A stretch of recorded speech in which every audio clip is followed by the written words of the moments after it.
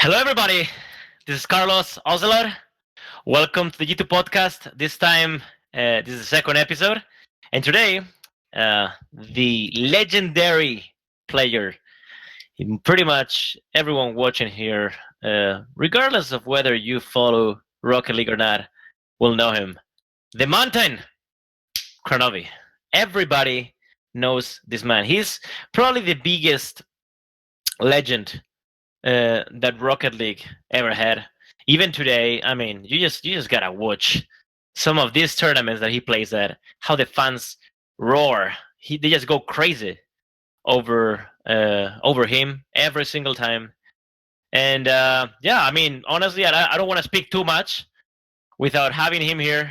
Why don't we welcome Mr. Cameron on stream? How you going? Hey, I'm going good. Thanks for having me. Thanks to you for being here, man. I appreciate you taking the time to be here with us. You know, I don't know if you watched the previous episode with the Counter-Strike team, but I'll be totally honest. I'm enjoying myself so much being the host of this thing. You know, I never thought I would enjoy this. You know, making questions and getting to know more about the people. That's actually pretty cool. No, yeah, I think it's a fitting role for you. Really, that makes me very happy. That makes me very happy. You know, I'll be honest. Last week when we did this with the Counter Strike team, as you guys know, we started with MBK and Shocks. I'll be honest, MBK's English is pretty decent. Shocks' English not so much, but what for sure is certain is that your English, Cameron, is going to be much better because you're from the US, of course. Of So course. I'll enjoy this conversation. It feels to me like every time we speak, I don't have to drive anything. You just tell me so much stuff all the time that I don't even have to think. This is gonna be very conversational. So please enjoy yourself, Kronovi. I'm gonna start off with my daily Coke Zero. This is something that A little toast. I mean, I don't have a Coke. I got a Gatorade, a but Gatorade. you know, Let's toast yeah, Coke we're good. Zero with your Gatorade. There you Yeah, go. I'm yeah. toasting at the moment. There you go. you, you know that didn't it happen to you before? I remember I've watched streams before, even watching like PewDiePie YouTube videos, and you know at the end when he does this thing, and I see I'm an idiot. I'm like okay, I do it too, and I He's do it. going for the bro fist. I'm going for the bro fist directly. You know, I did you Uh, ever see yourself do that before? no, Well, I did. Okay, don't no, judge me. never. Okay, I would never do that. man, I'm a fanboy at heart. Okay, I did. I I have did do faith. that. I did do that. So I just cheese with I just cheese with you with my Coke Zero. Anyway, man, you know, first of all, you're a legend. It's incredible how much you've grown throughout the last years, and you know, to start off, I think it's a fair point to start. I want you to you know walk me through. I mean, as much as you want to be specific, Mhm. really, through how was life before Rocket League? Because of course, before Rocket League, there was another game that was kind of close, although mechanics were much more boring than with Rocket League nowadays. But if you can walk us a little bit through how Mhm. you know met these games and how do you identify yourself as liking them and so on, I'd love Yeah, to hear. it was it's actually kind of luck that I ran into the old version of the game. Fun trivia fact. I know the full name by heart because I used to try to explain it to my friends all the time back in like middle school. I'm like, oh, you got to get this game. It's so cool. Oh, what's it called? And I'm like, Supersonic Rocket Power Battle Cars. And they're like, what? I'm never going to play this game. I can't even remember it. So that was great. It was really hard to find out, but I didn't have any money and allowance as a kid. Um, and I didn't really want to do chores around the house to make money, so I just downloaded demos on my PlayStation 3, and I just played a demo of a game for like over and over and over. And I got hooked on the demo of Supersonic Acrobatic Battle Cars. And eventually, I was enough to where like, okay, I'm actually gonna like get this game. I really like it, and I just kind of played it as a side hobby, just for fun. I was interested in playing, soccer, as I would call it, in like middle school. I was into sports, and it was cool that I could play like a real physics-based game because I didn't like FIFA. FIFA was difficult for me to get into because I didn't feel like I had real control. So I liked having that control aspect, and the key especially to the getting Oh, the earlier games, like 3 or 4 years ago, those FIFAs were going by themselves, man. It's crazy. yeah, yeah. It was just luck whether or not Yeah. you did anything good. But with this game, it was all skill. It was 100% skill, and I loved that. There was so much creativity. There was a community that is kind of the same community you have now. People who are diehard competitive, people who make amazing content, people who push the boundaries for themselves and for other people. And I'm really glad that community kind of carried over into this game. But I was kind of just playing it for fun, you know. I was always focused on school. There were a couple community tournaments that like the max price was like $50. Like we just mainly did it for fun. And I played that game for about 6 years through middle school and a little bit of high school. And the devs announced that, oh, you know, this game's not doing too well. We need to make some money for the company, otherwise the company will go under. So we have to focus on some side projects, and we'll come back to it. And eventually, the Rocket League Alpha was announced. Like, hey, you know, we're going to start working on Rocket League, but we're going to let you guys who've been part of us for so long do all this testing for us. And that's where your alpha items, like your alpha boost, your alpha wheels, your beta nugget, your, you know, whatever, all your alpha items that are, you know, super rare nowadays. A lot of those items came from those alpha testers. And so I still have my original items from alpha testing the game. I'm probably never going to. That's awesome. Yeah, I'm never going to give those up. And I was just enjoying playtesting the game with the devs. I probably was one of the people who put the most hours in during testing. I was on all the time. I was in love with Rocket League and just the concept of soccer with cars. And they tuned the physics to about where they are now, and I was really happy with the game. And at that time, they had only 3 or 4 days of the week that you could actually play the servers. So it wasn't like a full-time thing. We couldn't set up tournaments. So I just focused on schoolwork. I was just trying to do my best I could in high school. And my ultimate goal was to go to a local college for computer science and computer game design. I figured if I can't play video games all the time like I really want to, because that was kind of my hobby, I'll just make games. And I can go full circle. I can make a game, and then I can have that same experience with my community if I make a good game that I had growing up with a kid, because I'm a big fanboy of the Sonics developers. I know a lot of them. I've known a lot of them for a very long time. So I really wanted to have that connection with like my own fan base, the same way Sonics had that connection with their fan base. So I thought it'd be really cool to go full circle. But over the summer, that's a beautiful story, actually. Oh yeah, thank you. Over the summer, the game exploded out of nowhere, and I kind of got caught up in the middle of it with some of my footage. A friend of mine just edited some of my gameplay, and people just ate it up. It was crazy. I watched my views go up by the hundreds of thousands every day, and my Twitch stream went from 10 viewers to 300 to a couple thousand, and I hit like 17,000 like 2 or 3 months later in one stream. And I've never ever gotten more than 17,000 viewers. It was crazy. It was a crazy time for Rocket League and for myself, and that really catapulted, you know, Rocket League into a career for me, I think. Very good. So when you started, I guess, looking to play professionally or looking to play kind of in tournaments, what was the first team you ever played at?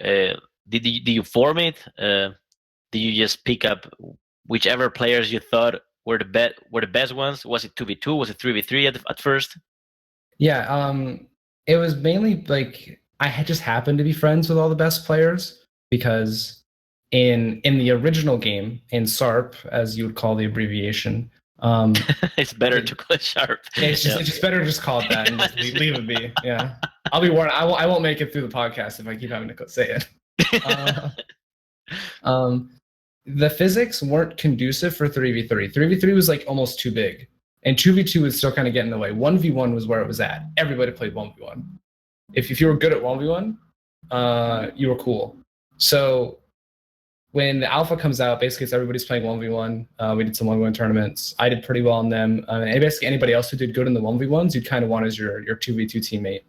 So I just knew a lot of people from doing that. And the Rocket League physics, when they came out, when they launched, allowed for 3v3. 3v3 was actually pretty smooth. We played a lot of 3v3 in beta.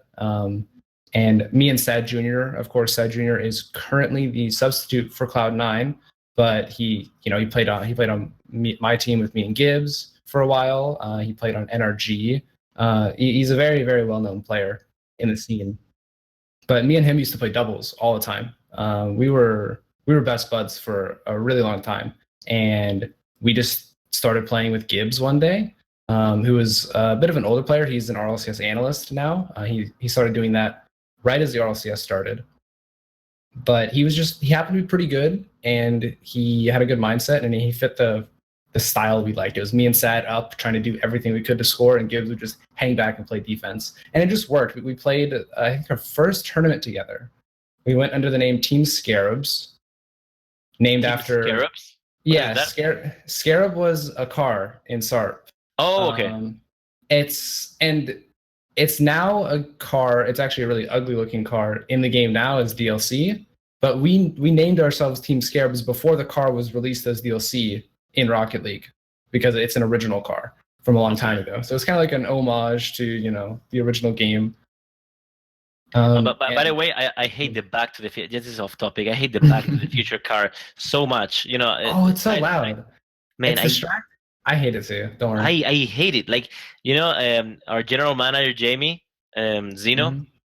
I play 2v2 with him every now and then. And by the way, he's just not good at the game. Like I'm bad, but he's beyond bad. Okay, and he always plays with that car. That I hate that car. It just looks bad. It sounds bad. It's a bad car, and he doesn't touch the ball either. So I get personally pissed about this. So Jamie, I know you're watching. We will never play any more Rocket League together, especially if you pick up that car. No, it's over for us. Me, you, and Jamie should play, but I'll also. We have to buy that car. No, I'll play with him, but we'll hit crazy shots, and it'll be fine. I can actually sign on that. I sign on that. Again, another sad story. Yazo is the manager of the team. Jamie and I played with him 3v3, and again, this wasn't purposely. We just played together because whatever, he carried us so hard that I think I'm like plat 1 or something like that. I don't deserve to be there. Like, I'm like bronze, silver level, really. I'm not good.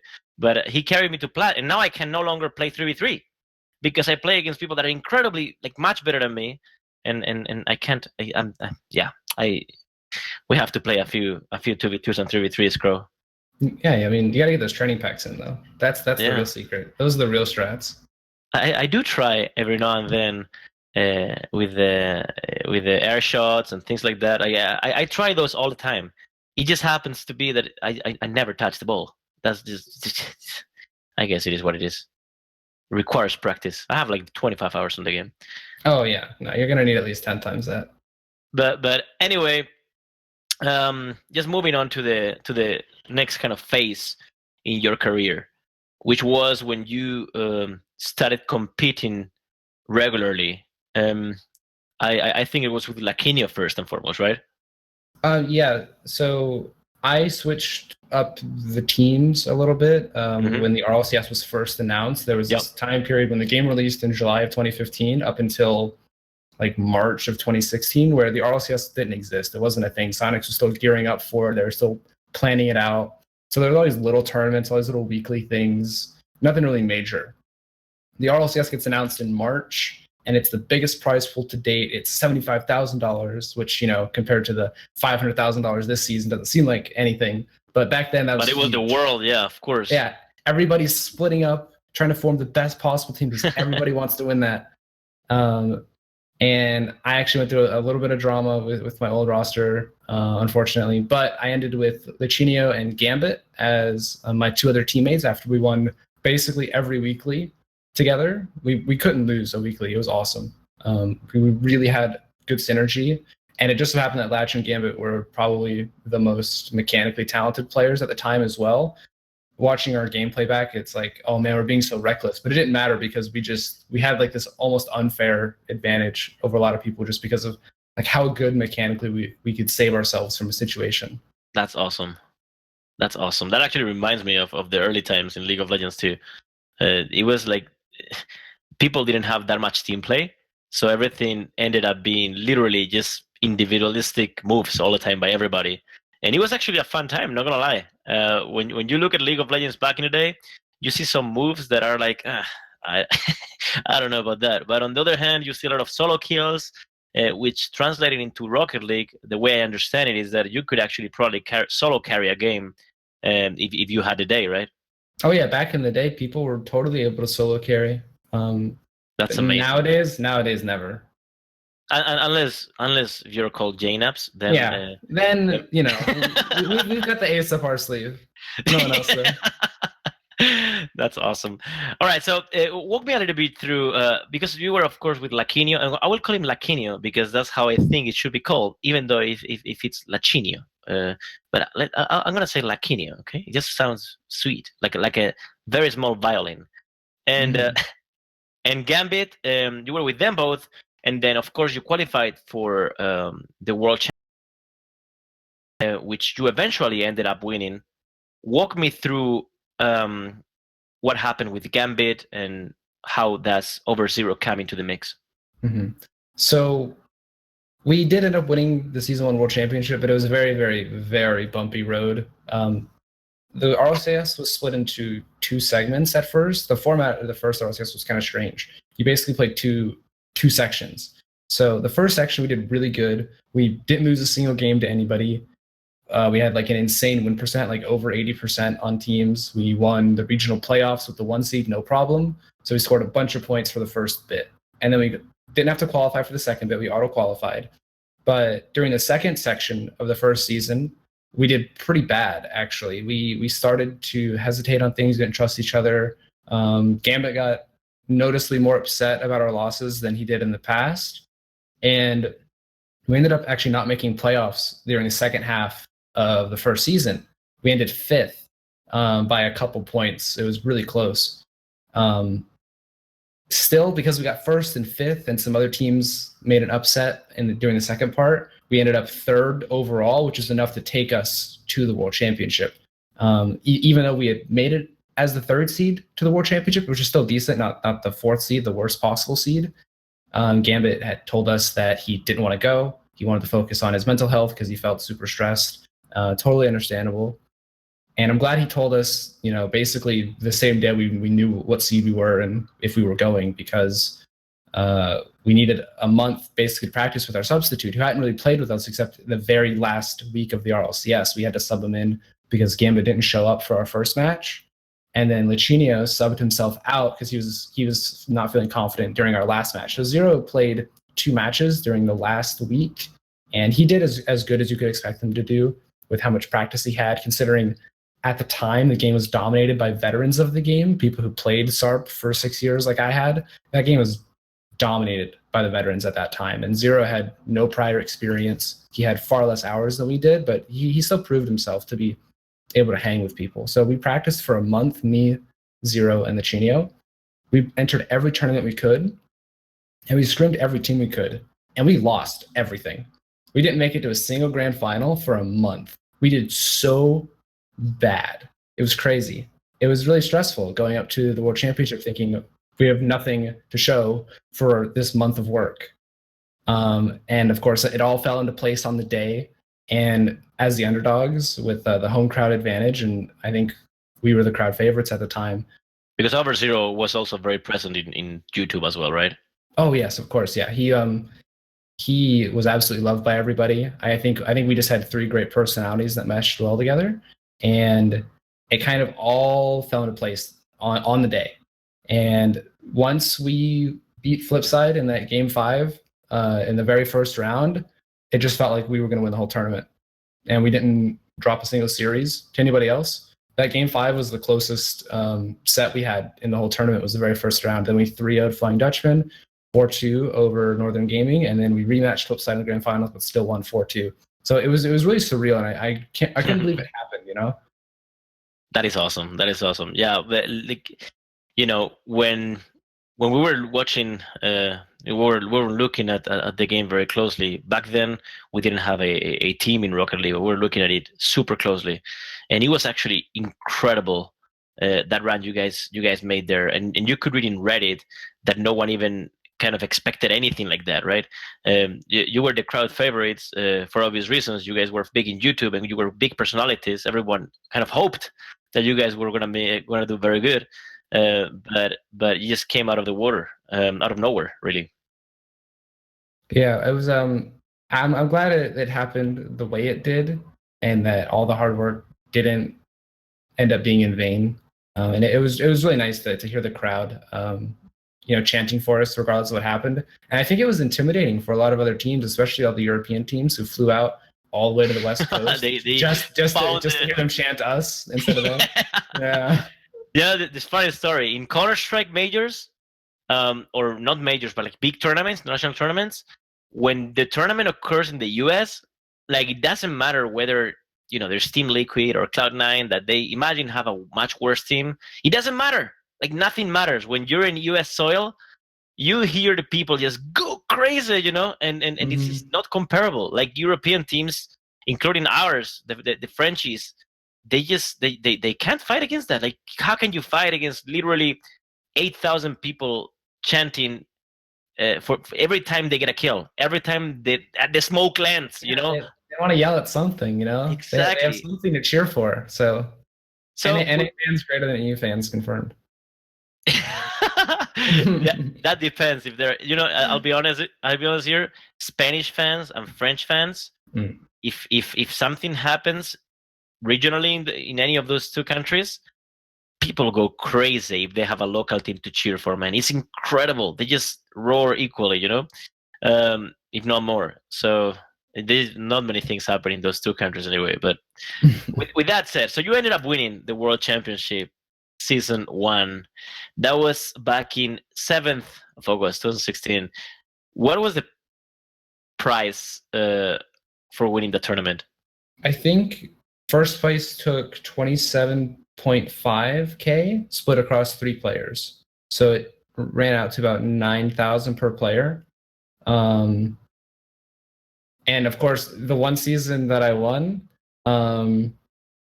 it was like the lowest prize pool total for the World Championship by a long shot. They moved the first place prize from the second season onward to 50K and above, right after it being like less than half that.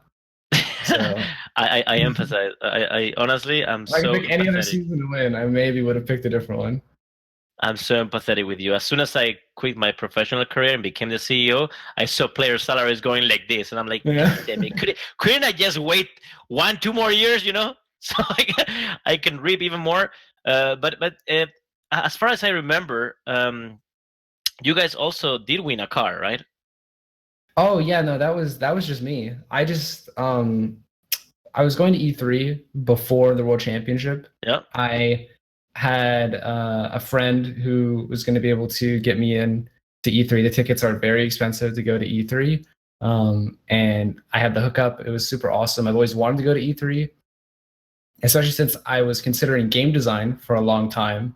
Mm-hmm. And it was always really, really close to me for a hobby and for maybe potential business connections as well. It was in my interest. E3 is a great place, definitely. So the day before my flight, I have something either forwarded to me or it's in my Twitter DMs. I can't remember, but someone says, "Oh my God, look at this." And I click on it and it's a tournament being hosted at E3, completely unannounced. I had no idea. And it's like, "Oh, win this car playing Rocket League." And I think there's got to be strings attached. Like this doesn't make any sense. I look up the car model. It's worth above 50K. I'm like, okay, no, there's got to be strings attached. There's got to be like tax on this or something ridiculous. Or you have to do something crazy that no one can do that not even I can do. Like it's impossible. I just read the rules. It's the most basic tournament ever.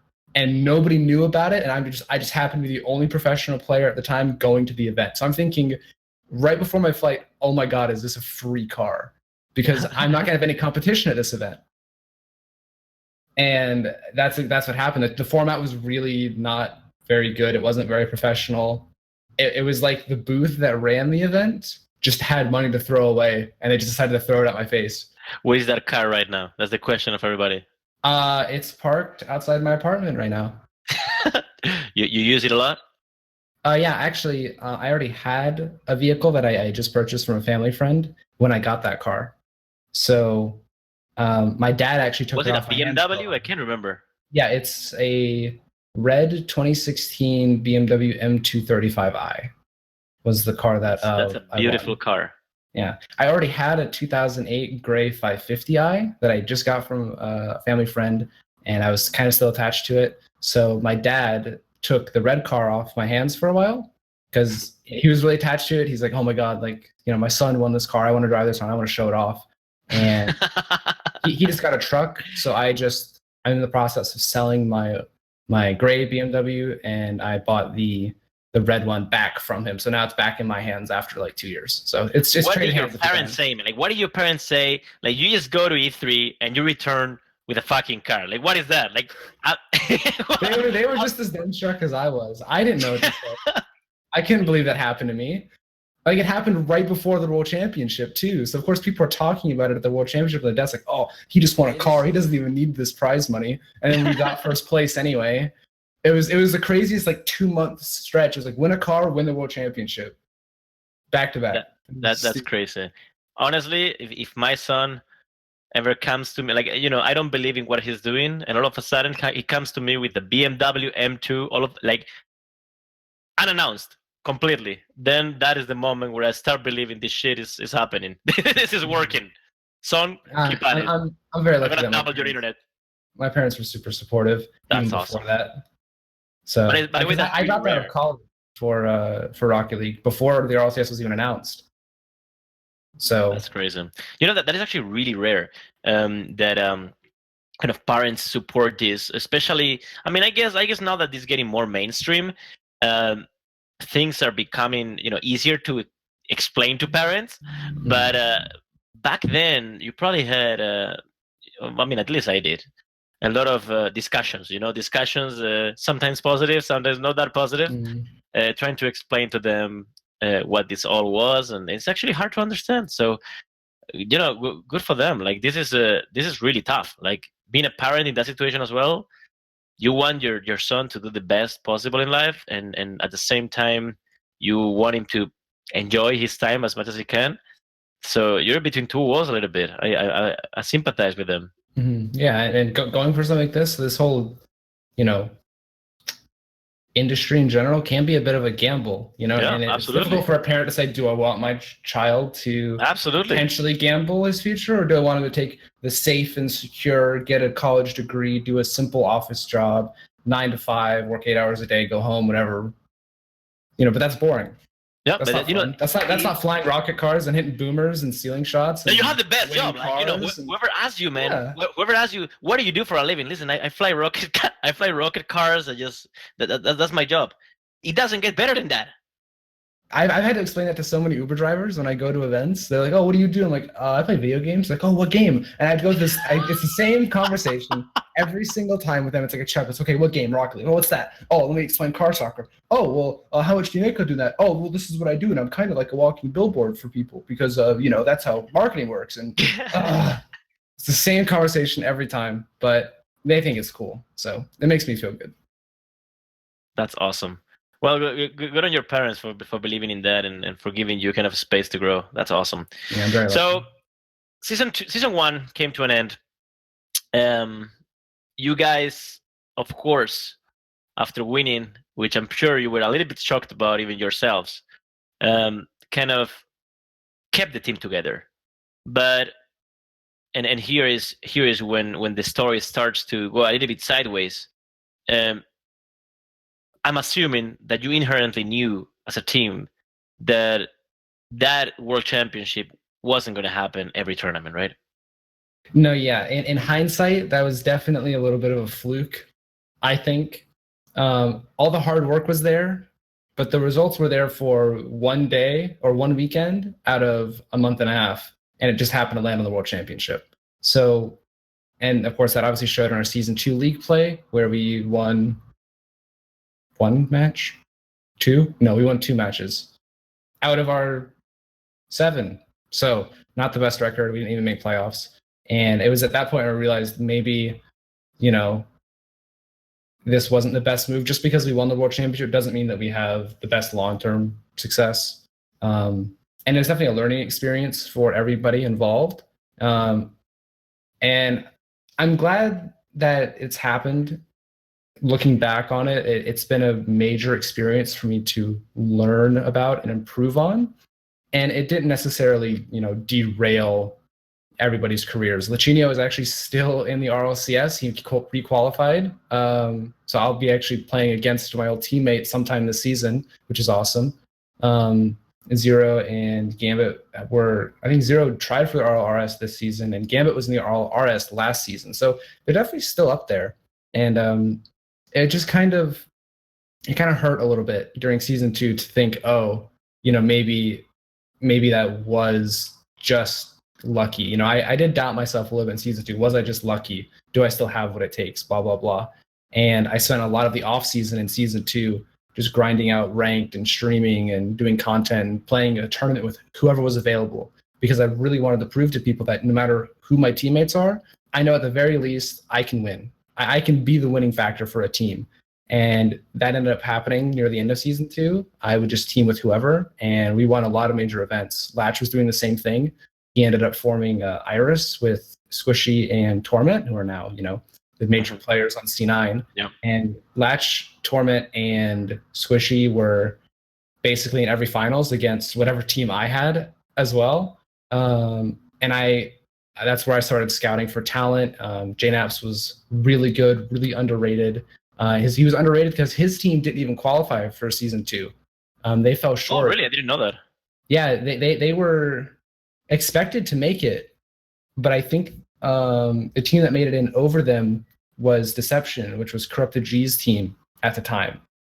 He was a little bit of a lesser known player back then, but his team made it into the RLCS over what should have been, I believe, Momentum or Selfless at the time. But his team didn't make it. So he kind of fell off the radar, but I knew he was really good, and I immediately asked him to team with me, and he seemed totally down. He saw the results. He saw how I was playing, how much time I had been putting into the game after season 2, and I basically told him just pick whatever third you think is going to work best. Like, just pick whoever you're comfortable with, because I trust you and your ability. I know you're really good. And we got Rizzo at the very last second, and that team is basically us and Iris battling it out for like who was the best during the off season for a long time. So it was a lot of hard work after season 2. It was a long drop, a really, really fast drop, and then a slow climb back up. Right. That's always the perception. People many times people see success and just they see you guys doing so well, and we'll get into how you guys are doing at the moment and so on. But they probably saw your success and still see your success as kind of some kind of magic and inherent talent that everybody has. But I mean, I read the reports done by your manager every 3 days, pretty much, and I know kind of what it takes to be in the position you guys are. So just from one experience, and there's no words to describe the amount of work you guys put into this, and I completely agree with you. Like, that is probably underestimated to some degree. Just seeing you guys doing so well. But with that said, you jumped into the point in which you guys pulled the trigger and made the change all the way from over Zero and Lechinio to JNaps and Rizzo.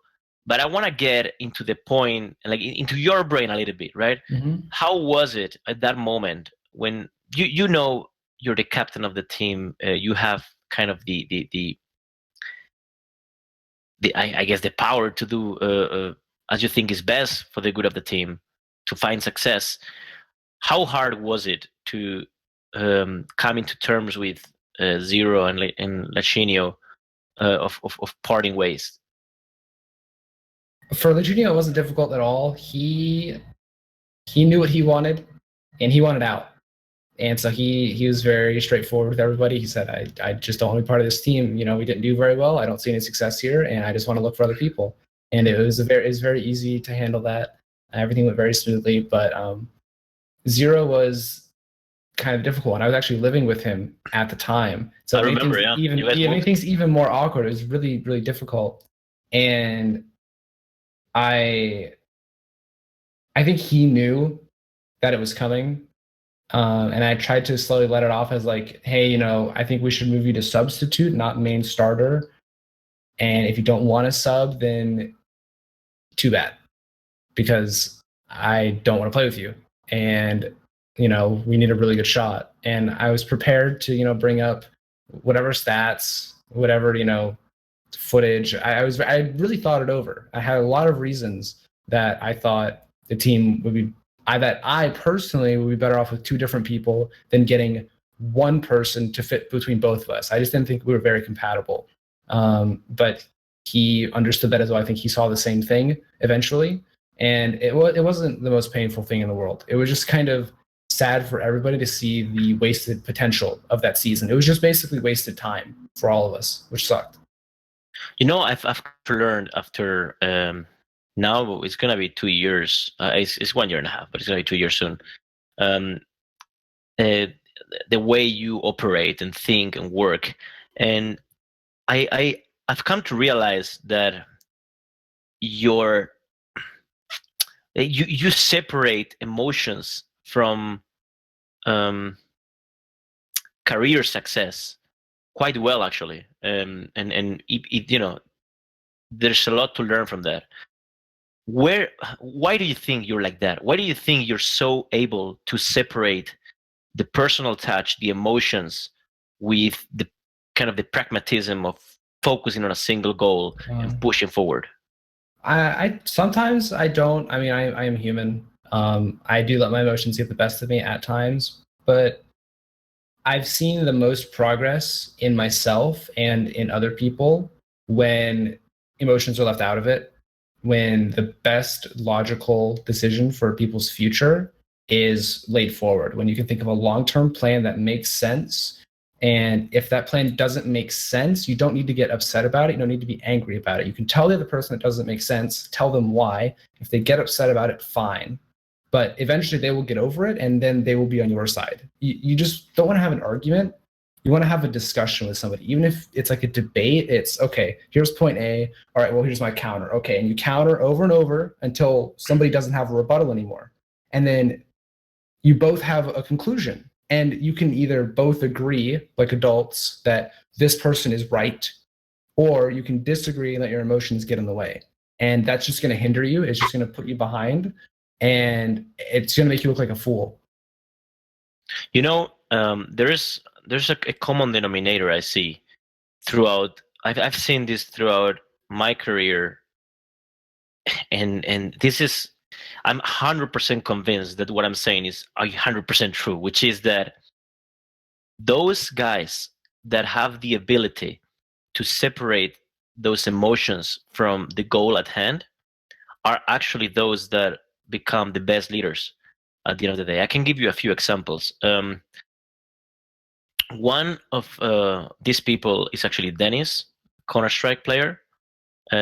He currently plays for NIP. He just joined recently.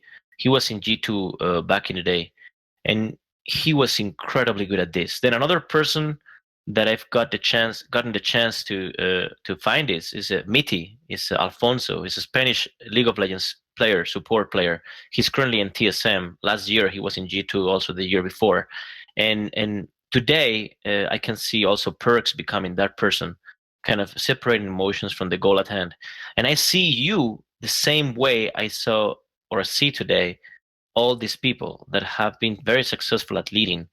There is this common denominator that is, whenever you guys are training, screaming against other teams, you obviously have a lot of bad days. That's just the nature of being a team. And in those bad days, you see really how a leader is. So can you walk us through? And this is I think, I'm pretty sure people would love to hear as much input as you can give. But how is a day for your current team today in which scrims aren't going as planned? How do you guys react, and how do you specifically react? Scrims can go bad based on a number of reasons. I can be playing individually bad, which is messing up Rizzo and JNaps. Rizzo can be playing bad. Jake can be playing bad. We can all be playing bad at the same time, or it can be just one of us. And sometimes if we're scrimming like very, very good teams, like if we have a rough or a a challenging scrim day where we're playing like Energy and C9 on the same day, and we start off with a bad scrim and then we might be tilted going into the second scrim, that can happen. And the best thing to do is just to kind of not let those feelings get to you and just move on, just get over it. Yeah, you had a bad day, you had bad scrims, save the replays. Save the replays, go back, go get something to eat, whatever, take some time, cool off, come back to the replays where you played bad with a fresh mind and bounce those ideas where you think, oh, why did this go so poorly?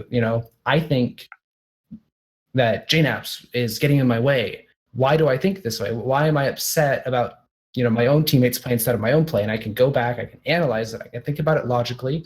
I can ask Jazo for advice. I can watch the replay directly with JNAPS and ask him what he was thinking here, and if he thinks I'm right or if he thinks he's right. And I can think about this more logically once my emotions are separated from the scrim. You just have to kind of set that time aside to cool down. And when you do that, you actually learn a lot. It's not like when you win every single scrim and you crush everybody and there's no challenge, you don't learn anything. Right, You don't grow as a player. That is There's so true. no challenge. You have to overcome these hardships to grow and be better.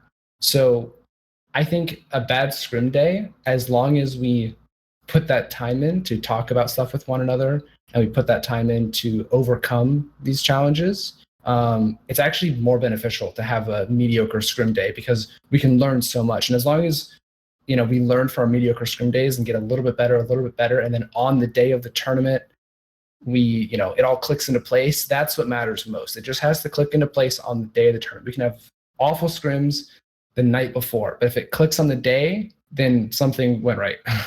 We had a this is funny. We had an Excel sheet that showed us that the number of scrims won throughout the week in League of Legends, I'm talking about the League of Legends team, was inversely proportional with the win ratio for the week. That's actually crazy. And what you say is totally right. When you lose scrims, you're more kind of eyes open for the big day, and you're more kind of focused on those mistakes that you committed, so you don't commit them in the official game. Yeah, you're way more focused on playing your best because you feel like you haven't been. You don't get complacent. You stay hungry. That's the problem. I think that's why the World Championship curse, more or less, I think exists, and why every team so far that has won the World Championship has placed incredibly poorly or changed their roster completely because they had to. Season 1, I'm a world champion. I don't even make it to land Season 2. Season 2 world champions, flip side, get 6th place in Season 3, and then they change the roster up and don't even make it to Season 4. Season 3 world champions, Northern Gaming, now become envious. They get last place in league play, don't even make it to land. Same story as me. Now Gale Force, they haven't changed their roster this time. And they're 1-0 in league play right now. It's too early to tell. They might be the first team in 4 seasons to break the World Championship curse. And if they do, it's just going to be because they didn't get complacent. Truth is that they were far ahead of everyone. And I remember speaking with you guys about this, and they were probably very, very good in comparison with every other team. But everyone catches up at the end of the day, and the resilience that now it's time for them to show the resilience that they have, right? Now that there is not that much difference between them and kind of the second best, right? And so now is when you see what kind of leadership they have inside. So I'm looking forward. I really hope they keep being very good because those games that you guys have are incredible against them. I still remember what was the last tournament? Was it DreamHack? Yeah, DreamHack Leipzig was that was in the last 12 seconds when they tied. Oh my god, I was crying my lungs out. Yeah, PSG really, really wanted to win that. I was crying my lungs out. I was kind of sad. That would have been a tournament to win for sure. Like the stat line that we would have created with that tournament would have been crazy. It would have been a first time for so many things. I would have been the first player to win 3 major titles. I would have won the Season 1 World Championship, the Elite Cup, and DreamHack Leipzig. I would be the only player to have 3 titles. Turbo is the first 2-time world champion, but I'd be the first 3-time international major champion. The team as a whole would be the only team to win back-to-back majors that give a title in game, or just back-to-back majors in general. So it would have been a lot of firsts for us, but PSG kind of stole it away. It was PSG's first international win on a grand final stage. So I'm happy for them. They put in a lot of work, but we were leading in game 7 up until the last 12 seconds. Yeah, I saw that. It was 12 seconds, then they tie, and then we lose the tiebreaker. Oh no! Yeah. No. It was unfortunate. It was. I mean, you guys actually typically. I mean, at least it looks to me that you guys are among the best in the world at those clutch moments. Actually, Rizzo's record in Game 5. You want to guess? You want to guess his record? If the match goes to Game 5, if Rizzo's in the game, 6%. He is 17-1. Oh my God! Are you for real? It's close to 17-1. It might be like 16. It might be 19. But he's only lost one Game 5 in his whole career, and it was to Cloud9 in the Season 4 World Finals where we got 4th. It was that game. That's his only loss. That is ridiculous! Oh my God! Yeah. I mean, that is definitely not luck. Like, that is 100% not luck. That is just having. He's actually so clutch, and he proved that against Evil Geniuses a couple days ago. Yes, you saw that. I mean, he started the comeback for us. Incredible. Honestly, probably Rocket League, and this is I say this is not because I'm talking to you. Rocket League is probably my favorite esport to watch. Like, it's just so fun to watch, especially if you're the owner of G2, because you guys are incredible at those game 5s and like tiebreakers and things like that. Incredible. That's awesome to hear. 17-1. That's actually ridiculous, man. Yeah, I'm pretty sure it's something ridiculous like that. I was like 66%. I don't know how he does it. Like, I would have been happy with a 66%. I can take that any day. 50% is pretty good. Anything above 50% means that statistically they're going to win the majority of the time. But no, like Rizzo wins every time. It's almost undisputable. That is crazy. All right. Yeah, actually, you were talking before about something really, really nice, which was that you like the team and yourself specifically to take some time to kind of cool down and breathe a little bit so that you can later discuss what went wrong with a clear mind, right? And now connecting to this point, what do you do to like disconnect from the game? What do you do to do you meditate? Do you read books? What do you do? Usually for me, and I think this is true for the other guys as well, it's just maybe to play something else other than Rocket League for just a little bit. Recently, we've been playing Fortnite squads, the 4 of us, because there's the 4 of us. And Jago's really bad. He always makes us lose. When me, JNaps, and Rizzo, we queue squads with no fill, so it's 3 of us. We went on like a 4 game win streak, no problem. But the moment we add Jaza, we just like lose. I don't know. No, that gives me ammunition. I'm gonna use it against Yasso. And he's better at shooters than me. He's better at CS than me by a mile. But he doesn't know how to build or something. Like, he needs to go back to Minecraft and learn how to build. Did you actually see my highlight? I played the other day this tournament with the Spanish YouTubers, all like Spanish speaking YouTubers, like the biggest in Spain and South America. And I played this tournament with them. I'm like level 19. I'm not that good, right? Mm-hmm. But I had like a really clutch situation against a guy that is considered like the best in Spain at that game, and I completely fucked him up with the sniper. It was like incredible. Okay, he was just amazed, wasn't he?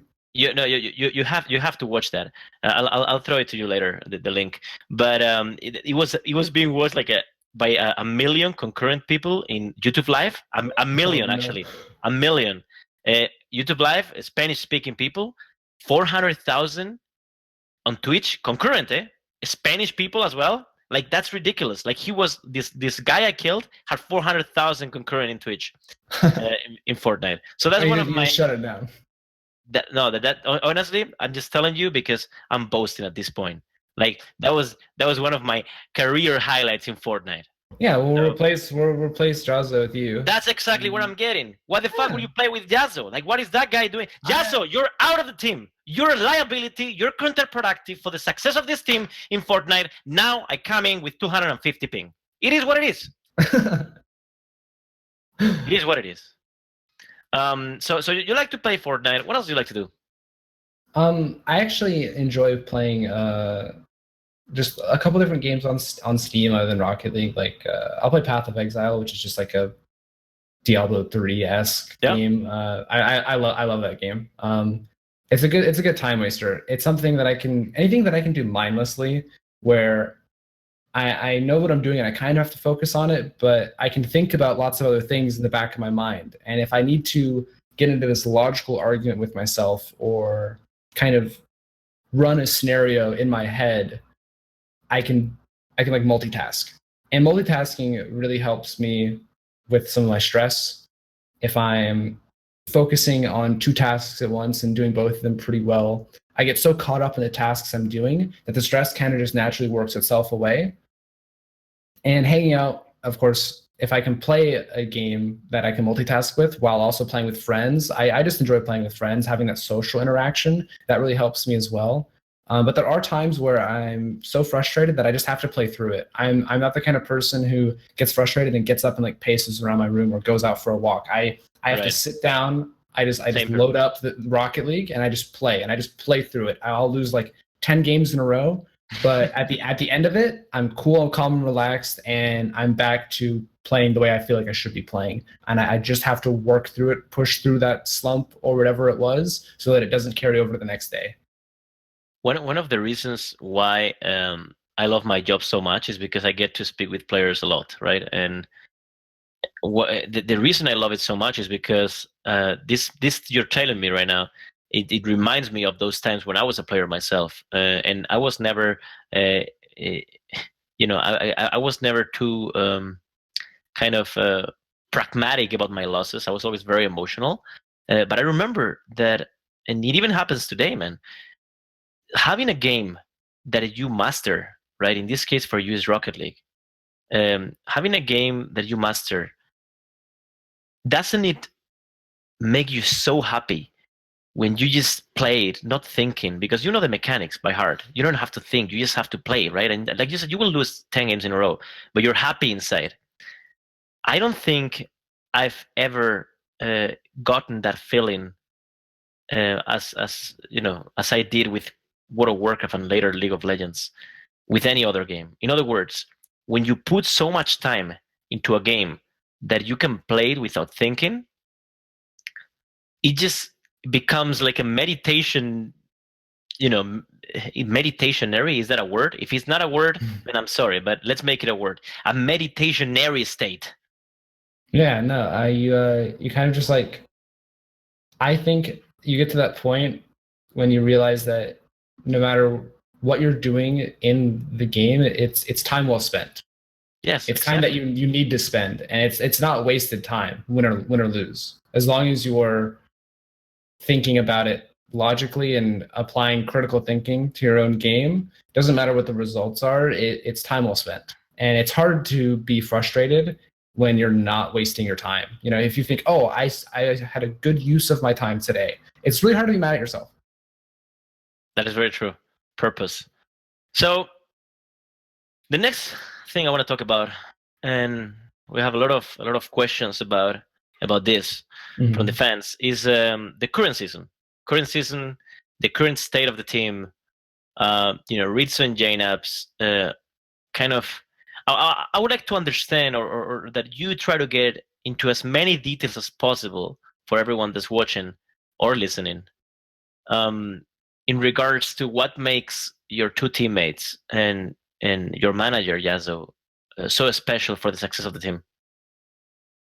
I really think the number one factor, and the reason why I like this team more than I think I could possibly ever like any other team, is the sense of almost family that we have. We look after each other.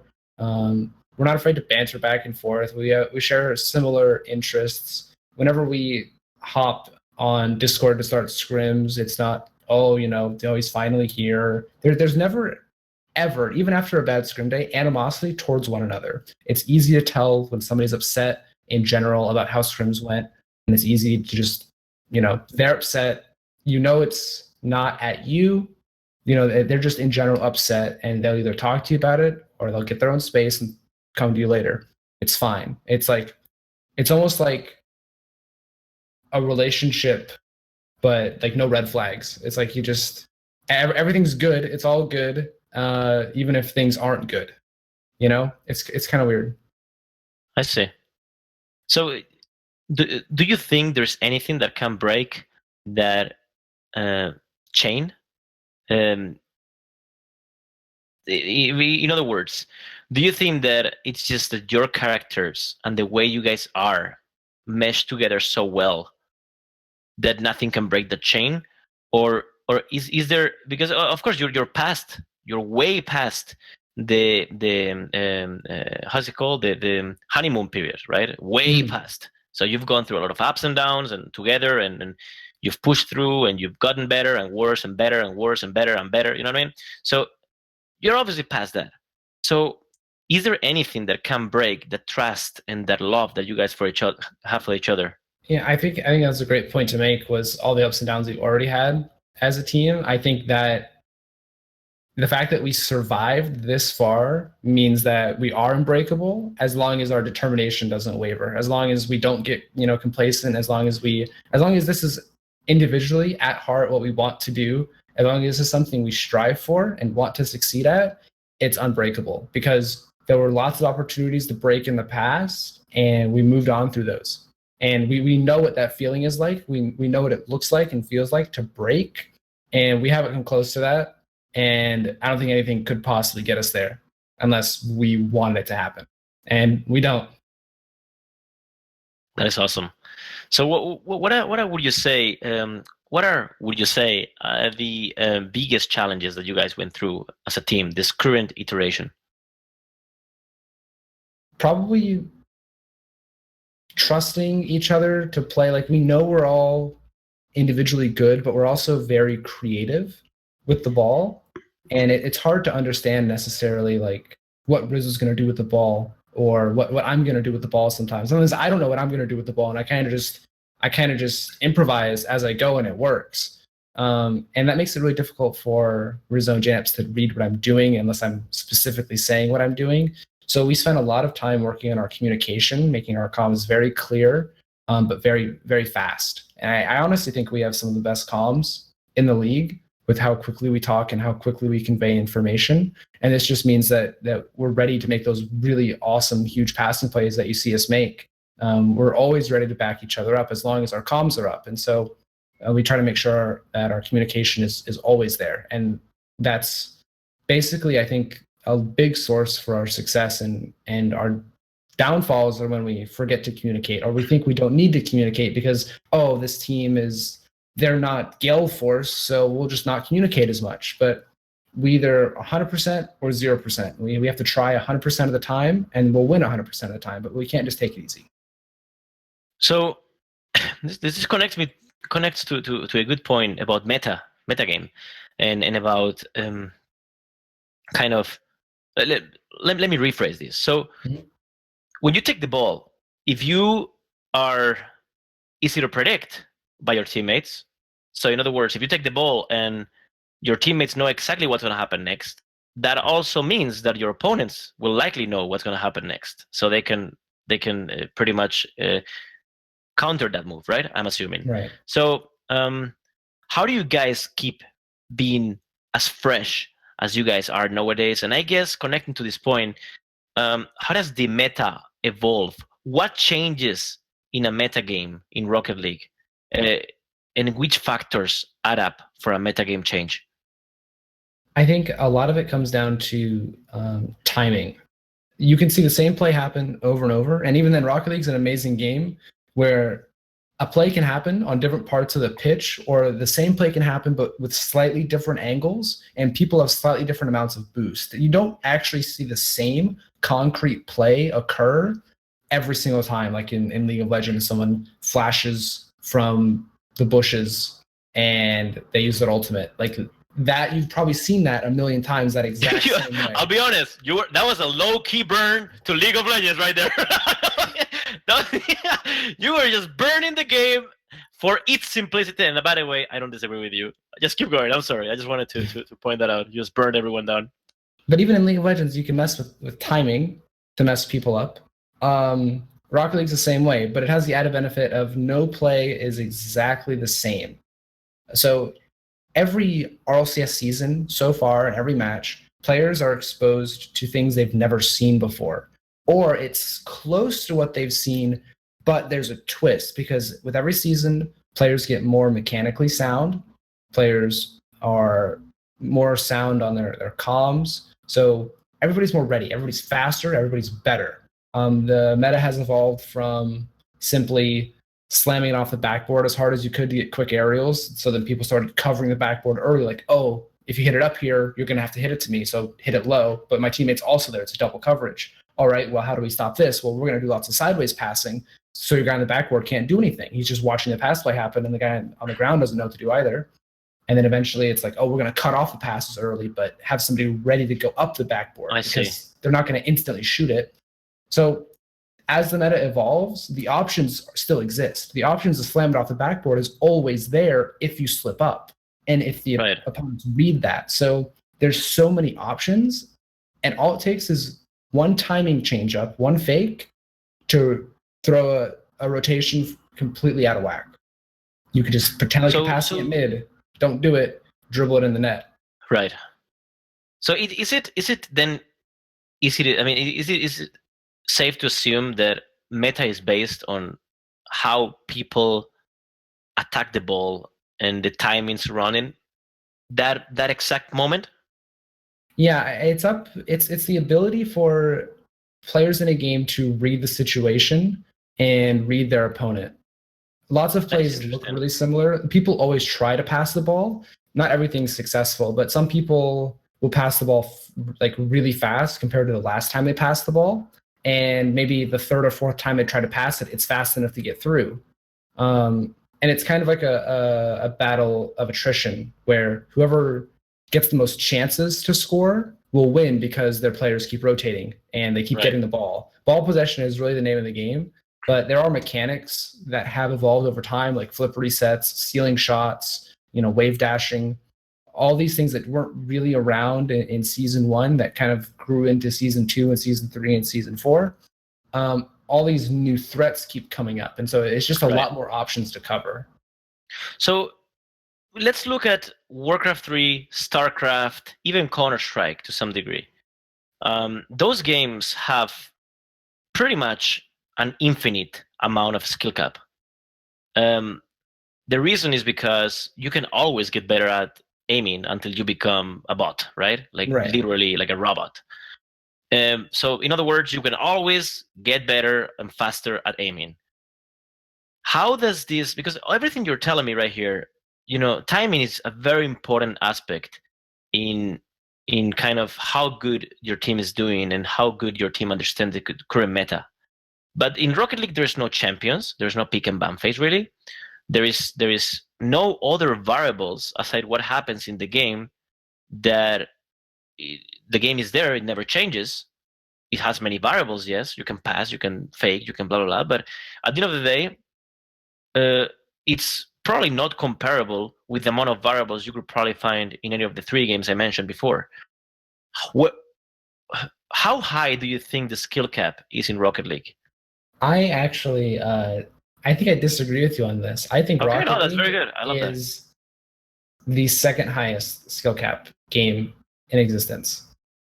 Rocket League is purely physics-based, and we haven't even scratched the surface on how good people could be. There are those moments where somebody plays one perfect game, and they carry that game. Even today, they will carry that game. They will score 5 goals by themselves. Every pass to them is a shot to the top right corner, top left corner. It's perfect. They never lose a challenge. They always get through the defense, whatever. They are just on fire, but you never see it for like a whole series. You'll see it for maybe one game, like once a year. Somebody plays the perfect match. And until everybody in the scene is able to play the perfect match every game, then I'll say, okay, we're at the skill ceiling. But it's so hard to do that. It's almost impossible to do that, especially with how many variables you factor in. I think the only game actually ahead of Rocket League is Smash. Melee. Smash, yeah, of course. I actually should have mentioned that. Frame perfect inputs. People could always push the mechanics of that game. And that game is so old. It's like the oldest esport ever. And there are still people who don't have, they never play a perfect game. I don't think I've ever seen anybody play a frame perfect game. I don't think I ever will. So I really respect that game as well. So okay, so then.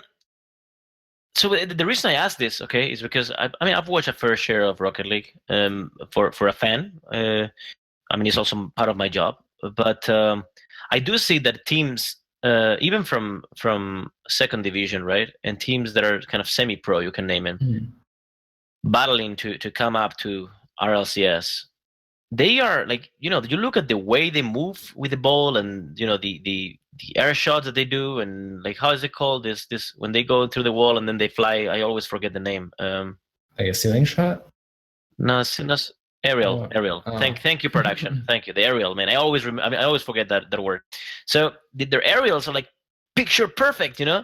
That's why I was asking. Because if a guy from second division can do a picture perfect aerial, and then I look at JNABs or you yourself, anyone really in RLCS doing the same, then I start questioning where then is the difference. What is that 1% difference between Kronovi and that guy? Well, I think the difference is a tier 2 player can maybe do an air dribble, but a tier 1 player can block that dribble 100% of the time. So the question is, how do you do something unblockable? And that's where JNAPS, you see him air dribble, and he air dribbles just slightly differently. And he just forces the ball right through people half the time, or he hits it above them, or he'll like start going slow, then speed up and go slow again. Justin's really good at this. He'll pretend like he ran out of boost, but then he doesn't, and he like picks it back up, and by then you don't know what to do. So analyzing, reading the defense and knowing that they're reading you, being like 2 steps ahead of them, being 1 step ahead of you, is the next level. That is awesome. Well, that's great to hear. What do you think, now connected to this point, what do you think Rocket League is headed? I had a few talks with Psyonix, but from a mechanical standpoint and game design standpoint, I really couldn't make that many questions because I don't understand the game with the depth that you do. But I'm pretty sure you did have a lot of conversations with the developers. Where do you think the game is headed into when it comes into mechanics and when it comes into these very deep aspects of the game? Well, I think we've basically touched on all the possible useful mechanics so far. There was one mechanic that got patched out because it really was a bug. It was like a no flip. It was like you would flip, but your car wouldn't move anywhere, but you'd get momentum. So it was kind of like almost like broken. And you could script with it. So it was going to be easily abused. So they changed it. It was just abusing the controls that were mainly that came out so that handicapped people had an easier time playing. And they abused the new keybinds they added to do that. So that didn't really come to much fruition. It was hyped for like a week and then it went away. But stuff like the flip reset. The flip reset didn't actually exist when the game came out. I believe when the Neo Tokyo patch came out, back when Neo Tokyo was not a standard map, it had curves on the side. You could drive up the curve, and as long as you didn't jump, if you were in the air, your flip timer was infinite. It wasn't the standard 1.5 seconds that you would have to use your flip, otherwise you lose it. You would just have it forever. And it took people a while to realize that this works on any surface. So you can come off the ceiling, and as long as you don't jump, you have your flip the whole way through the air. So that's when people started doing ceiling shots. They'd save their flip for the very end and then hit it up again.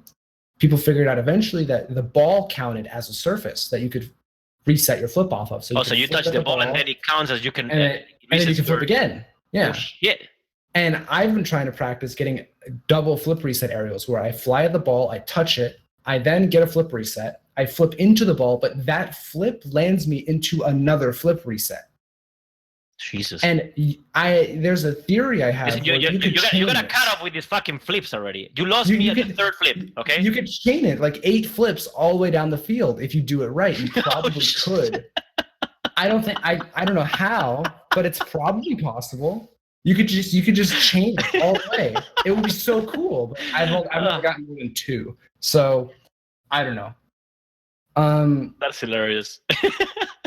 But like wave dashing, of course, is a staple for recovery and for speed. I think what is a little bit less common and something that kind of happens by accident to some people is what I call when you skim the ball. It's like you barely make contact with like the corner, but you're traveling the opposite direction of the ball. You get like 2 pixels of your car to touch the corner of the ball, and the ball barely changes angle. It barely changes angle, but it picks up so much speed, and I don't know why. It will like double the speed of the ball. So if the ball is almost that going, yeah, how is it called? How is that called? I just call it a skim. Skim. I guess like a skimmer. Yeah, I'm pretty sure I've seen lots of those in the Rocket League subreddit. I think Bluey scored one in the RLCS. Actually, it was really crazy. Like it didn't look like it made sense. Like the physics, like that doesn't line up right. But it's because he only touched it with a few pixels of his hitbox. And I think if people get really good at that, it's impossible to read. The ball moves too fast, and it changes angles too unpredictably. So if you're in net, even if you have bot-like reaction time, you're not going to save it. It's just not possible for your car to move that far in that time. So. And how do you feel about the fact that, and this is probably factual, that 2 years from now we'll be talking again, and people in Diamond will be pulling that shit out every game? Yeah, maybe. Yeah, it'd be crazy to think that. I mean, if you look back, when you look at the aerials or whatever, I'm pretty sure no one did aerials like today, especially not in Platinum. I mean, again, the reason I told you before about the story with Yazo that he boosted me to Platinum is because now I'm in Platinum and I see people doing that shit, and I literally can't handle having my car more than 2 seconds in the air. So that is frustrating, not gonna lie. Yeah.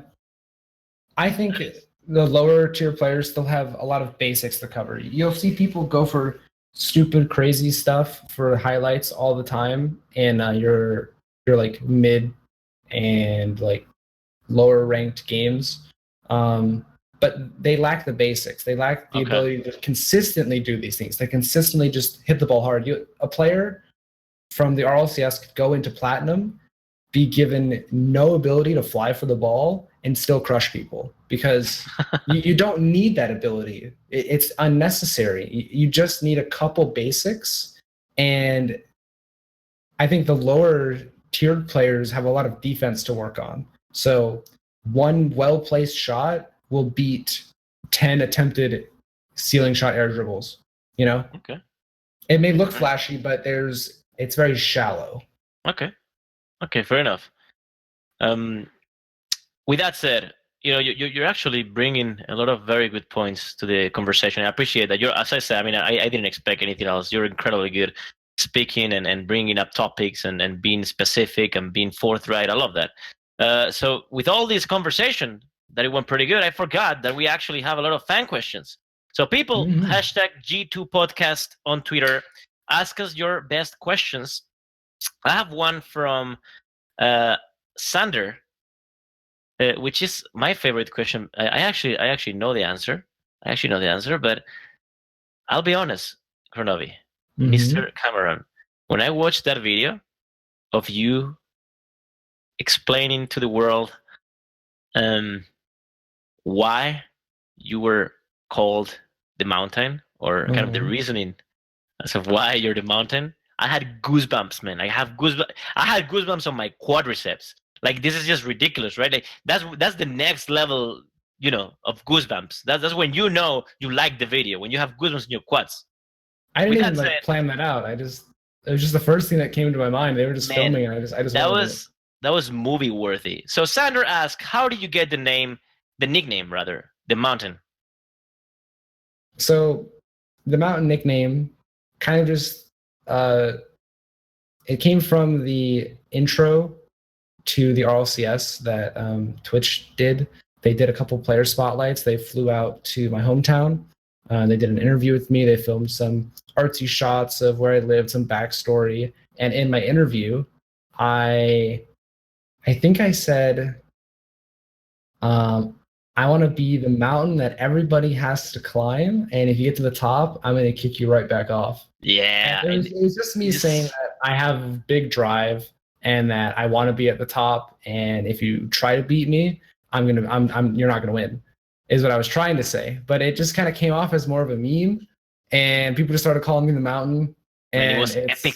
It stuck. It was epic. Oh, by the way, talking about the mountain, Cameron, you know what's coming quite soon, right? What? A T-shirt of Mr. Oh. Kronovi, the mountain with the man himself featured. So you fans, when are you supposed to be getting this? Actually, you listen. Just save in this upcoming salary for the month. Just save some dollars, okay? And Save some extra for you and a friend, because you're gonna want to share.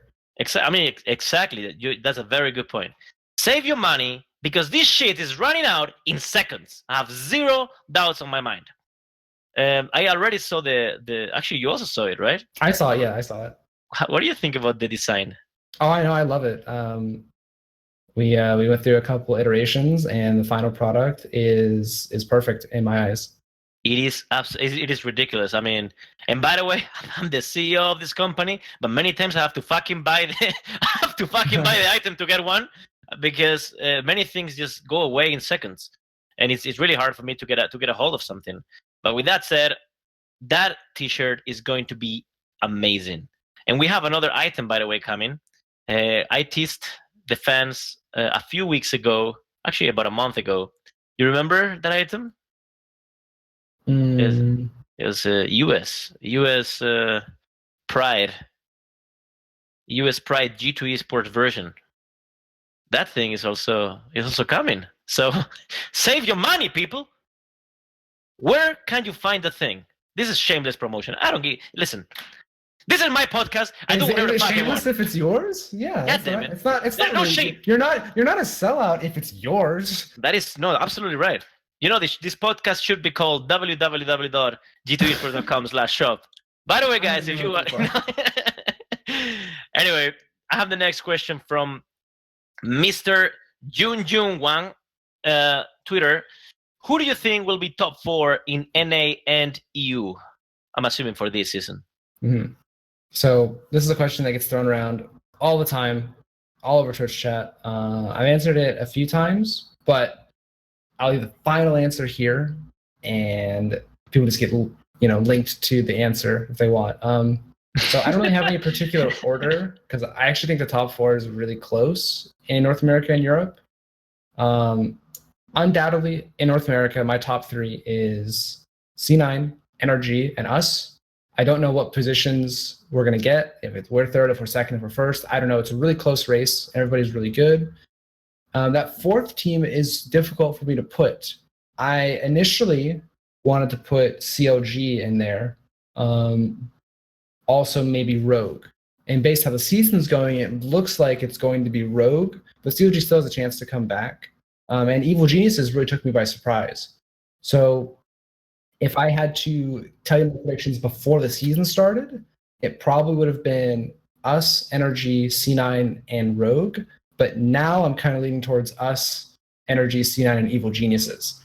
So I think I'm going to stick with that as my final top 4. They actually played quite well. No, they're very confident with the way they play. It's really new for Chrome and Gabe and Classics. And Classics was a standout player on Ghost, and they're really hurting without him. And it's really showing. So I think that's only going to propel them further.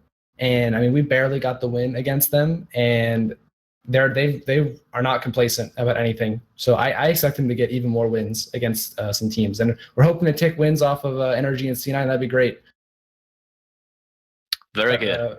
For EU, I've got Gale Force as my top. I want to put Complexity in there too. People are really doubting them this season, I feel like, but they've always been really good, and they're the oldest roster that still exists. They've been together for only 2 weeks longer than our team has. Just 2 weeks. We're the second oldest Rocket League team still standing. So, fun fact. That's impressive. Third, probably PSG. And last, I'm going out on a limb here, and I'm putting Envious.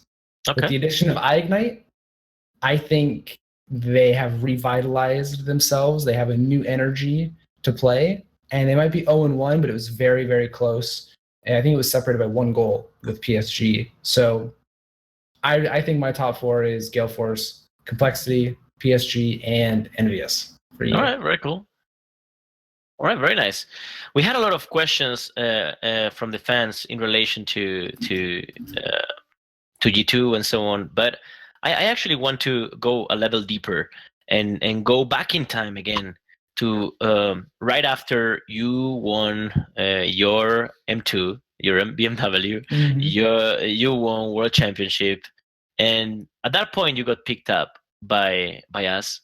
How was the change from essentially playing, I'm assuming, for fun? You love the game and you still do, but you played for fun, and you played some tournaments, yeah, but how was the change from in literally 1 month you come home with a new car, a world championship trophy, and a contract with a known esports organization?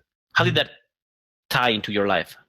That was really the separation between, oh, this is a side job, this is a hobby, this is a gateway to bigger opportunities, to now, once I win all these things and I'm with G2, is, oh, this is the next gateway. This is the point where I thought I would be, but much farther down the road. But I'm here now. I'm here very early.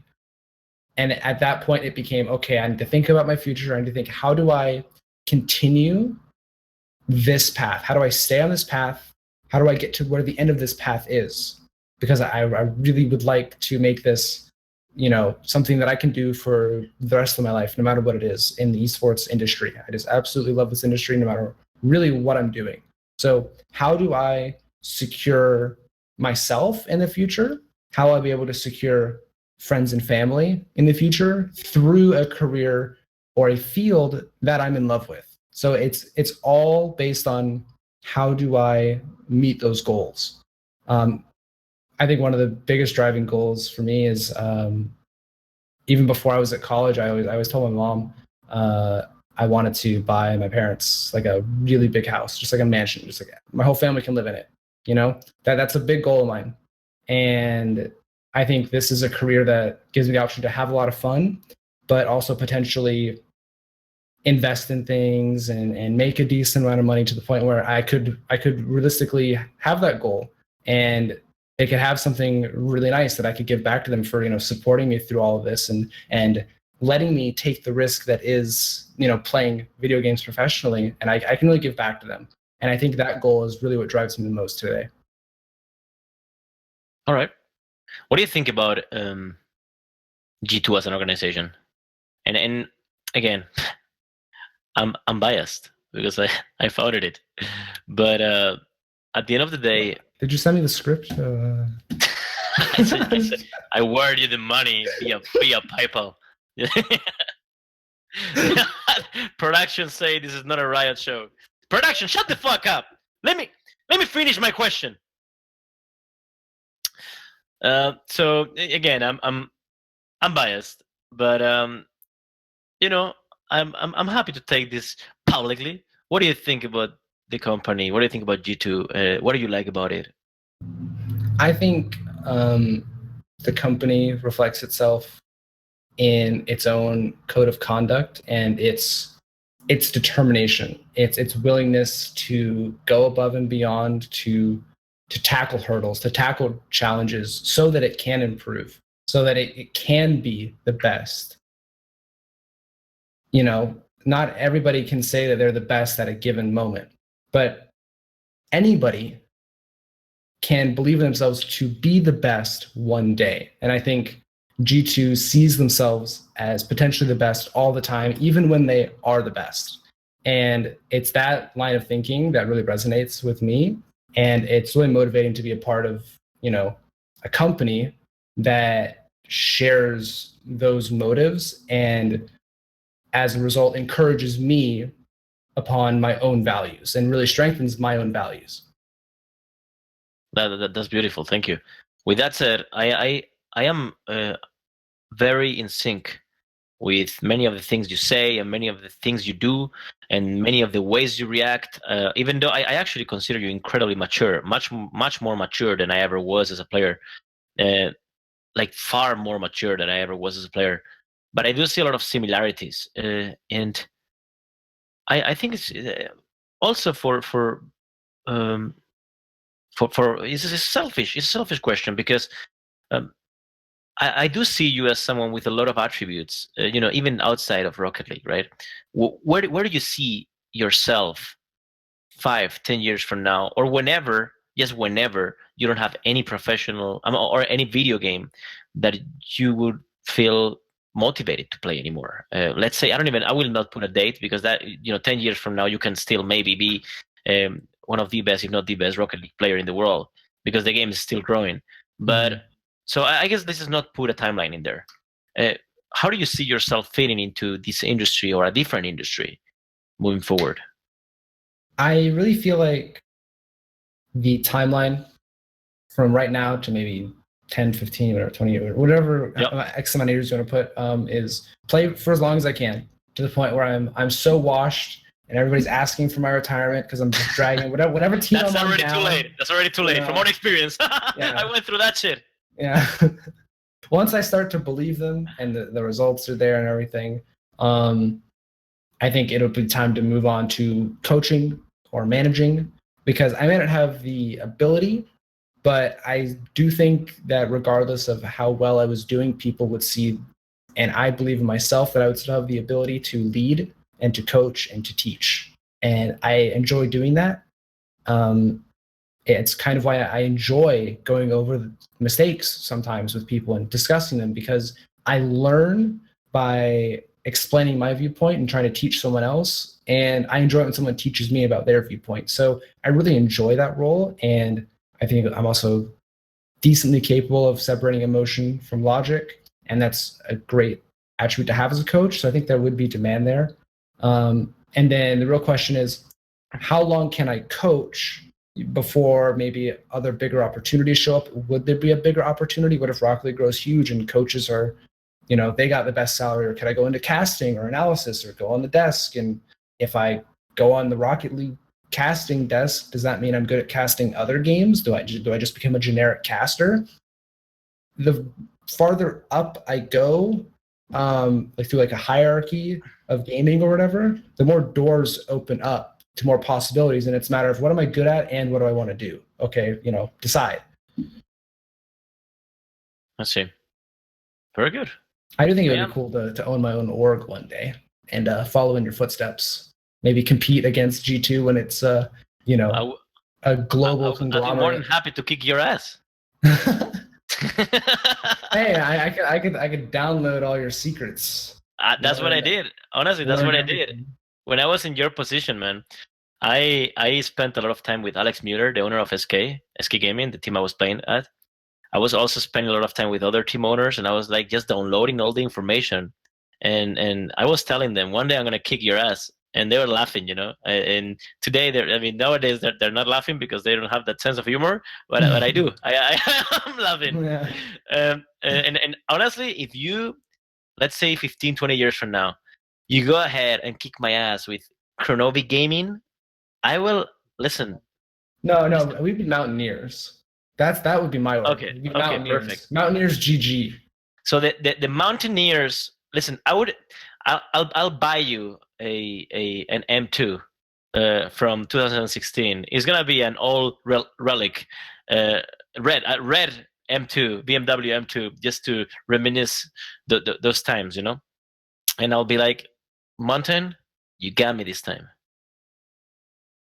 Next one's for me. We make a documentary out of it. Absolutely. Make an epic movie. Let's do that. I like that. 20 years from now. And then I can drive off into the sunset with the car. With the M2, right? No, that's a beautiful ending for the movie. In 20 years from now, I'm pretty sure esports will have esports movies, and people will talk about all these players. There will be esports video games based on the movie about esports. Oh, think about it. Oh, you're great. Because you're real deep. They make Transformers were comic books, and then they turned into movies, and then they made video games off the movies. So they make a movie about an esports player, and then a video game off the movie. Ooh. This is getting deep, Kronovi. That's where the market's going. That's where my investment money's going. All my prize money is in esports gaming off of movies. That's where it's going. So we have a really serious question. Let's get serious here, Kronovi, okay? Let's get serious. Okay. There's too much fun in here. At Viprexity, Nickname select. Kiss, marry, kill, Rizzo, Squishy, Turbo. Can I just pass on that? Come on, man. You can't pass on a kiss, I marry, can't. kill question. Oh, You Rizzo can't gets asked pass a on a question kiss, all the marry, kill time. question. Rizzo gets to pass when he's on his stream. Oh, okay. It was. Well, I definitely killed Turbo. You kill Turbo. Why is that? You have to explain. It's Turbo. Do I have to explain myself? Yeah, okay, you're right. Okay, let's go. Keep going. Definitely marry Rizzo. Definitely. I see a future. And I'd just kiss Squishy. So, yeah. Definitely kill Turbo, though. 100%. No regrets. You kiss Squishy. So why kiss Squishy and not Rizzo? What are you trying to... Wait. No, yeah. No, because, okay, think about it like this, right? The person you kiss versus the person you marry. It's like, okay, kiss is like, oh, yeah, somebody who's, nice on the surface. And then once you, spend like the rest of your life with them, it's like, oh, no, red flags. Oh, shit, you're just calling out Squishy. You're just saying Squishy has red flags. I'm saying Squishy might have some red flags, whereas Rizzo is partner for life. He's basically already teammate for life. So, I don't mind firing some shots to say that, Rizzo's mine. No, that's beautiful. I mean, that's just beautiful. That is just beautiful. Also, his dancing skills. I'll be honest. Like between the daps and the dancing skills, he's got me. No, he's got me. Undeniably. He's like all in one. He's got it all. So this is a question from me. Don't you think we need a G2 haka?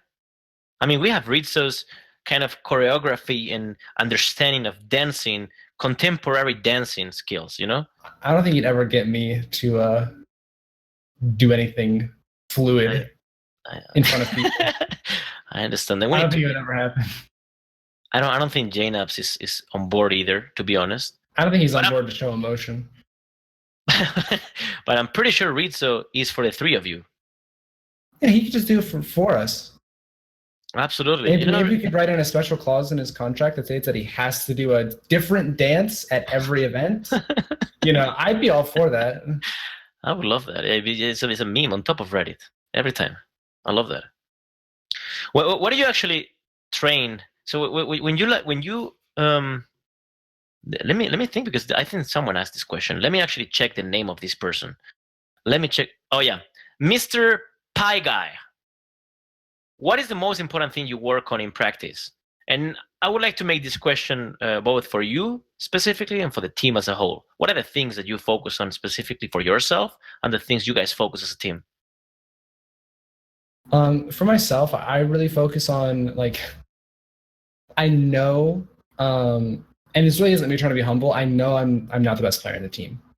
I've come to terms with that a long time ago, and it was difficult for me to do that when I was one of the best players on my team, and I had all the stats to back it up. Now JNAPS has all the stats. He gets all of the stats, period. So I know that my job is to support, to be consistent, to be solid, to be an anchor, to kind of lead through consistency. And I can't get carried away with, wanting to be the best. I like to be flashy. I like to show off. I want to wow the crowd. I love hearing the crowd cheer. But if I get too caught up in that, I get in the way of my teammates. So I really have to always try to remember to rein myself in and just focus on being consistent.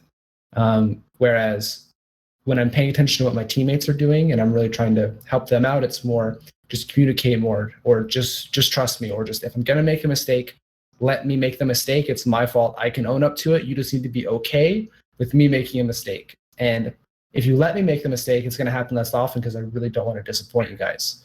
And it's in the moments where they do trust me and I don't make the mistake is where everything kind of lines up.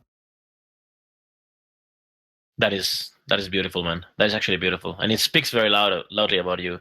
You've been in the epicenter of every conversation ever since this game has been created, and having the maturity to not only look for a player you believe could one day be better than you, but also embracing that player once he's in your team, is something that is actually fucking hard to accomplish. Like, that is something that I was gonna say not many people will think about doing, but it's something that literally like a handful of people that I know of would do it.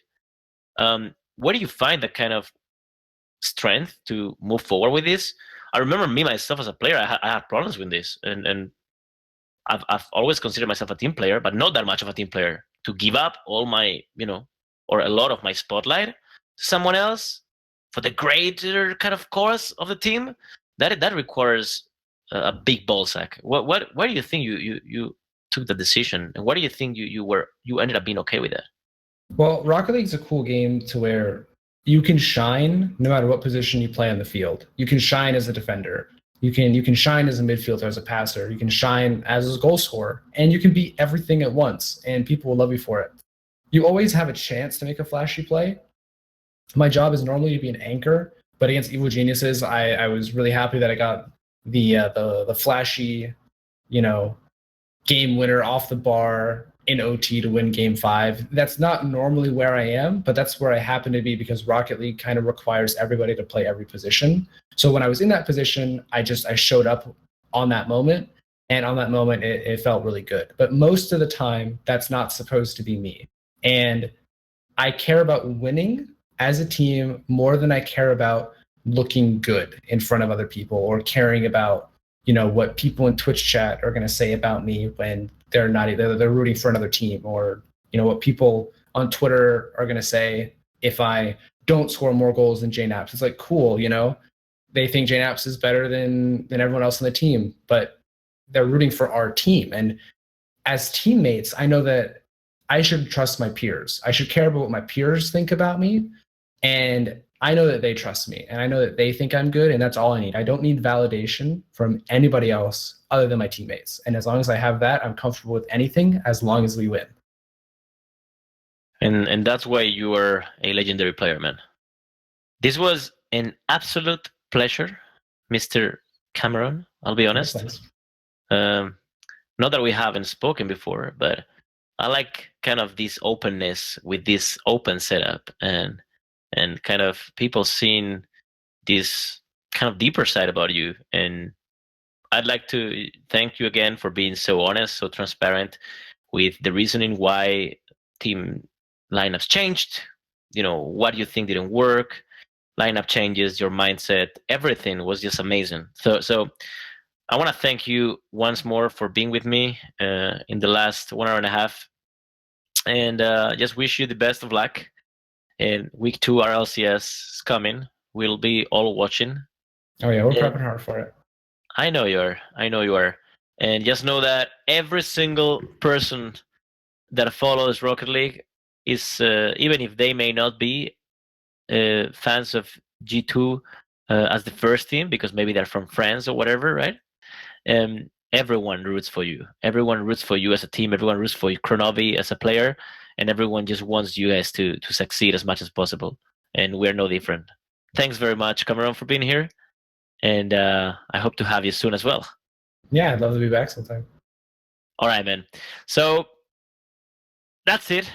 That's it for us and Cameron. Thanks very much to all of you for making all your questions with the hashtag G2Podcast. We'll be back maybe next week. I think it's next week, actually. We're receiving some upgraded gear, so this setup will be much better as time goes by. I want to thank you very much for watching, and most importantly, production. Why don't you show a few jerseys? Why don't you show? Listen, come on, production, work fast. Production, tell me, can you make it work? They say yes. They say one moment. I'm gonna show you some jerseys here. I'm gonna make some sellout in here. We have t-shirts coming for Kronovi, t-shirt coming from JNaps, t-shirt coming for Rizzo, and we have, more importantly, the jersey, the US and Canadian. Actually, it's more US, but is the US Pride jersey. I would sing the US anthem for you guys, but actually, you know what? I will. Oh, say, can you see? That's about it. Thanks very much to all of you for watching. We love you so very much. We hope to see you in podcast G2 Podcast Episode 3. Love you very much. Have a great rest of the day. And take a chill pill, people. Lay back and enjoy life. Because RLCS Week 2 is coming. We're gonna fuck shit up. Love you big time.